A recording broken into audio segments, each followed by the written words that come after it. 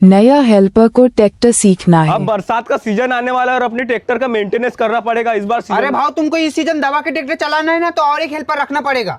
अबे 2 हेल्पर काय के लिए रखूं? मेरे पास पैसे ज्यादा हो रहा है क्या? अरे भाव बात ऐसी नहीं है, 2 हेल्पर रहेंगे ना तो सीजन में 2-4 घंटे ज्यादा चलेगी ट्रैक्टर। अबे मैं तो हूं ना। अरे तुम कहाँ भाव, तुम तो डीजल के लिए जाते हो, वसूली के लिए जाते हो, ये वो बहाना करते हो, फालतू में मेरी छिल जाती है।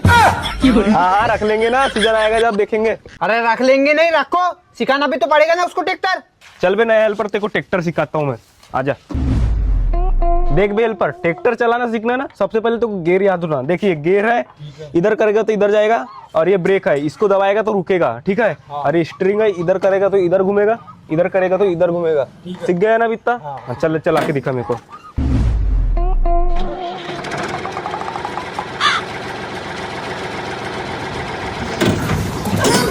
भोसड़ी के तेरी माँ का